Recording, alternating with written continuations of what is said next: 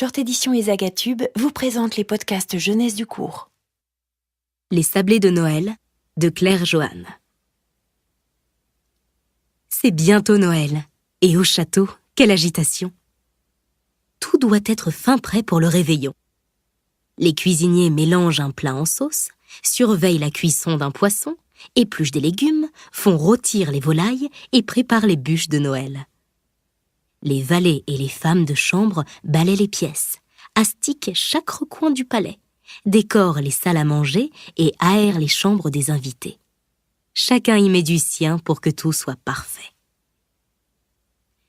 Lisette, aide-cuisinière, est embauchée pour faire les sablés de Noël. Des centaines et des centaines de petits biscuits à distribuer en guise de cadeaux aux invités du château. Comme il n'y a plus de place dans la cuisine, on a installé la jeune fille dans le village, dans une petite chaumière attenante au palais. Les ouvriers lui ont construit un four. Les valets lui ont apporté une table, un tabouret et tous les ingrédients et ustensiles nécessaires à la fabrication des biscuits.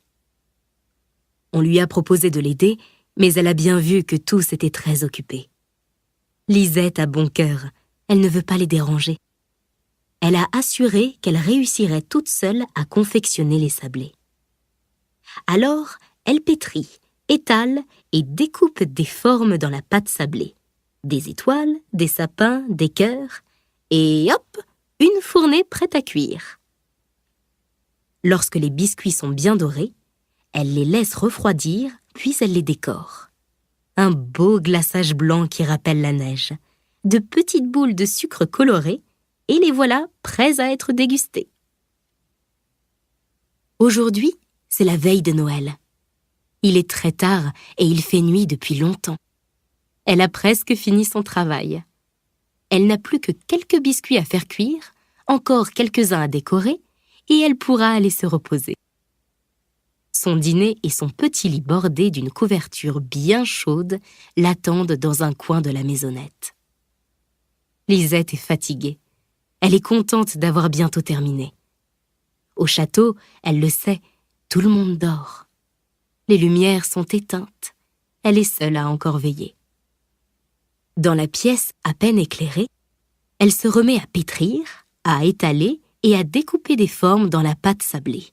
Des étoiles, des sapins, des cœurs et hop, une fournée prête à cuire. Soudain, elle entend un bruit. Un gros « toc, toc, toc » qui résonne dans la chaumière. Il y a quelqu'un qui frappe à la porte.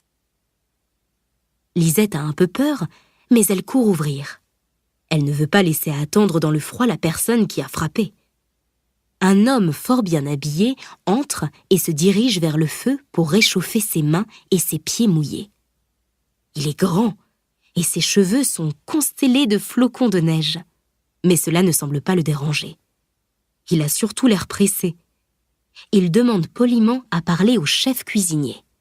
« Il n'y a que moi ici, monsieur », répond Lisette de sa petite voix. « Tous les autres sont au château, en train de se reposer. »« Quel dommage !» s'exclame l'homme. « J'aurais aimé pouvoir lui acheter quelques biscuits. Voyez-vous, nous avons fait un long voyage pour arriver jusqu'ici avec ma famille. Il est tard. Toutes les échoppes sont fermées et mes enfants voulaient tant manger des douceurs avant d'aller se coucher. Quand j'ai vu qu'ici la lumière était allumée et que j'ai senti la bonne odeur de biscuits, je me suis dit que, peut-être, j'y trouverais quelque chose pour les satisfaire. Tant pis, je vous laisse travailler. Et l'homme, un peu déçu et toujours pressé, retourne d'un pas rapide vers la porte et vers le froid. Lisette a bon cœur. Elle se sent bien désolée pour les enfants de ce grand monsieur si élégant. Elle se sent bien désolée aussi pour lui qui a bravé le froid, qui a mouillé ses beaux habits pour leur faire plaisir et qui n'a rien trouvé à leur rapporter. Alors, avant qu'ils franchissent l'entrée, la petite cuisinière attrape quelques sablés qu'elle a mis tant de temps à préparer et les glisse dans les poches de son manteau en disant « Voici pour vos enfants, prenez, c'est de la part du roi. Il ne voudrait certainement pas que des enfants s'endorment tristes une veille de Noël. » Ravi, l'homme la remercie et part rejoindre les siens. Sa haute silhouette s'évanouit dans la nuit. Lisette ferme la porte, heureuse d'avoir pu aider quelqu'un. Il manque bien quelques biscuits maintenant, mais si elle se dépêche, elle pourra en refaire pour que chaque invité du château en ait. Alors, elle se remet à pétrir, à étaler et à découper des formes dans la pâte sablée. Des étoiles, des sapins, des cœurs, et hop, une fournée prête à cuire. Soudain, encore un bruit. Un petit toc-toc qui effleure à peine le bois. Un peu inquiète, Lisette ouvre la porte et fait entrer une vieille femme tirant derrière elle une brouette remplie de fagots et de bûches. Vêtue d'une robe toute rapiécée, celle-ci semble transie de froid. La petite fille la dirige vers le feu et lui donne son tabouret pour qu'elle puisse se réchauffer un peu. Au bout d'un moment, les traits plus détendus, la vieille femme raconte son histoire. « Brrr, il fait si froid dehors. Mes enfants et petits-enfants doivent venir chez moi demain. Je suis partie dans la forêt chercher du bois pour que l'on ait bien chaud. Hélas, la neige s'est mise à tomber en même temps que la nuit et je me suis perdue. J'ai longtemps marché dans la forêt avant de retrouver mon chemin. Heureusement que ta lumière était allumée, sinon je serais encore en train d'errer. Merci, mon petit. Maintenant que je suis bien réchauffée, je vais pouvoir rentrer. Je vois que tu es en train de cuisiner. Moi-même, j'ai encore tous les biscuits pour demain à préparer. Je ne suis pas près de me coucher. » Et la vieille dame fatiguée retourne lentement vers la porte et vers le froid. Lisette a bon cœur. Elle se sent bien désolée pour cette vieillarde épuisée qui va devoir cuisiner jusqu'à l'aube. Alors, avant qu'elle franchisse l'entrée, la jeune demoiselle attrape plusieurs poignées de sablé qu'elle a mis tant de temps à préparer et les met dans la brouette entre les fagots en disant « Prenez-les et allez vous allonger. C'est de la part du roi. Il ne voudrait pas qu'une vieille femme ne puisse pas dormir la veille de Noël. » Heureuse de pouvoir aller se reposer, la grand-mère remercie Lisette avec effusion et sort de la cuisine. Sa silhouette courbée disparaît dans la nuit. La jeune fille referme la porte, un sourire aux lèvres. Ses yeux se posent sur les biscuits qu'elle a confectionnés. Il en manque beaucoup maintenant. Elle va devoir travailler encore un moment si elle veut que chaque invité du château en ait. Alors, elle se remet à pétrir, à étaler et à découper des formes dans la pâte sablée. Des étoiles, des sapins, des cœurs, et hop, une fournée prête à cuire. Quand elle entend un petit bruit, un petit toc, tout tremblant, Lisette n'est même pas étonnée. Elle ouvre grand sa porte et laisse entrer 2 enfants sales et grelottants. Ils sont en haillons, ce sont des mendiants. Elle les assoit près de la cheminée, les enveloppe dans sa couverture et leur donne le pain et le lait chaud qu'elle gardait pour son dîner. Les petits reprennent enfin des couleurs, et la fille, la grande sœur sans doute, se met à parler. « Merci beaucoup. Sans toi, nous serions morts de froid. Avec les autres enfants des rues, nous avons tiré à la courte paille pour savoir qui sortirait chercher à manger par ce temps glacé. C'est mon petit frère qui a perdu, alors je l'ai accompagné. Mais toutes les maisons sont fermées, tout le monde est couché. Seule ta chaumière est encore éclairée. Nous ne voulons pas te déranger plus, nous allons nous remettre en route. Mais ça sent si bon chez toi. Aurais-tu, s'il te plaît, des biscuits ratés, trop cuits, un morceau de pain rassis, ou encore des fruits gâtés, afin que nos amis puissent à leur tour manger ?» Il se dirige vers la porte et le froid en la regardant d'un air suppliant. Lisette a bon cœur. Elle se sent bien désolée pour tous ces enfants affamés aux portes du palais. Alors, elle prend un grand sac de toile et elle glisse dedans tous les sablés qu'elle a mis tant de temps à préparer, en disant « Tenez, prenez, c'est de la part du roi. Il ne voudrait pas que des enfants soient affamés une veille de Noël. » Les petits lui sautent au cou pour la remercier, puis ils partent retrouver leurs amis. leurs petites silhouettes se confondent avec la nuit. Lisette referme la porte, les larmes aux yeux pour ces petits êtres bien éprouvés. Elle a donné tous les sablés, tous les biscuits dorés et si bien décorés. Elle va devoir travailler toute la nuit pour que chaque invité du château en ait.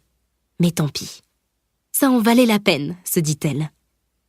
Alors, elle se remet à pétrir, à étaler et à découper des formes dans la pâte sablée.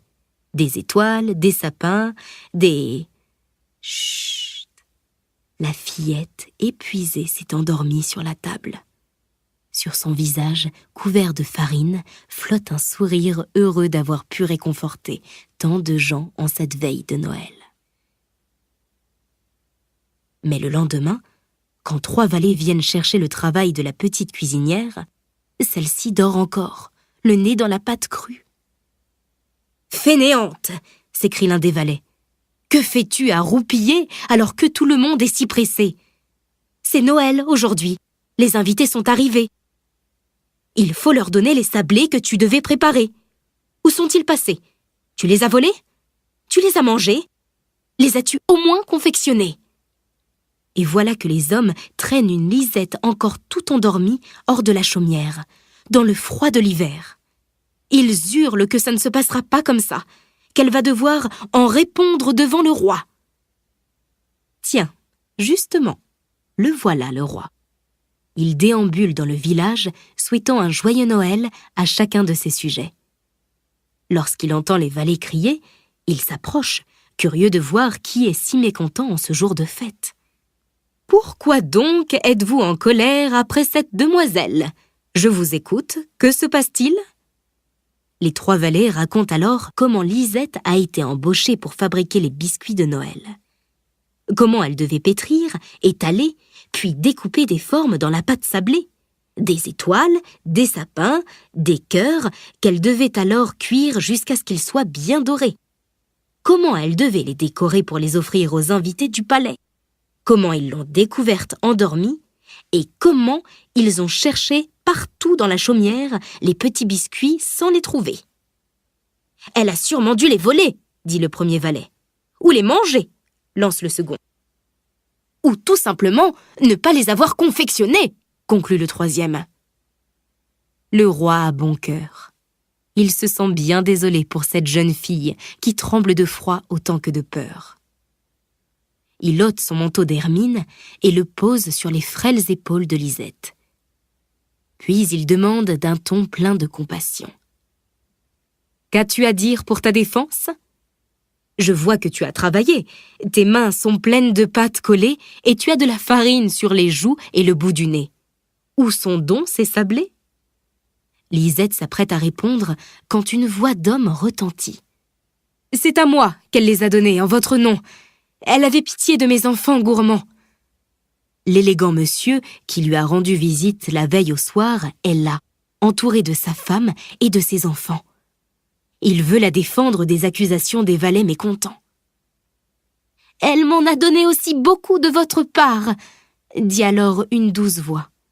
La vieille femme qui était venue se réchauffer dans la chaumière de Lisette s'avance alors, suivie de toute sa famille. « J'étais si épuisée hier soir qu'elle m'a tendu ses sablés pour que je n'aie pas à cuisiner et que je puisse me reposer. C'est un ange, ne la punissez pas. » Nous aussi, on en a mangé. Elle a dit que vous ne laisseriez pas des enfants affamés une veille de Noël. Une multitude d'enfants vêtus de guenilles se mêlent à la foule assemblée autour de Lisette, du roi et des valets. Une fillette se plante aux pieds du souverain, tenant son petit frère par la main. On avait froid, on avait faim. Elle nous a réchauffés, nous a nourris et elle nous a donné tous les biscuits qu'elle avait faits pour nos amis. « Voilà où ils sont donc passés, ces biscuits, » dit alors le roi avec un grand sourire. En regardant Lisette, il ajoute « Eh bien, petite cuisinière, tu as très bien fait. Mes invités seront bien nourris au palais. Ils ont certainement beaucoup moins besoin de ces sablés que tous ces gens ici présents. » Il la nomme sur le champ chef cuisinier et l'invite à sa table pour le réveillon. Elle a droit aux mets les plus fins, aux meilleurs vins. Et plus tard, lorsqu'elle est bien fatiguée, on l'amène à un lit si confortable qu'elle s'endort aussitôt sans prendre le temps de se débarbouiller. Désormais, chaque Noël, Lisette, qui a bon cœur, pétrit, étale et découpe des formes dans la pâte sablée. Elle fait cuire les biscuits jusqu'à ce qu'ils soient bien dorés, les laisse refroidir, puis les décore de glaçage blanc et de boules de sucre coloré. Ensuite, elle les dépose dans une petite chaumière bien chauffée attenante au palais. Chacun, riche ou pauvre, jeune ou vieux, invité du château ou habitant du village, voyageur ou va-nu-pied, peut venir se réchauffer devant la cheminée et déguster les biscuits joliment décorés. On raconte même que parfois, lorsqu'il n'est pas trop pris par son travail, le roi, qui a bon cœur également, vient aider Lisette à confectionner les petits sablés. Short édition jeunesse, la littérature courte interdite aux parents.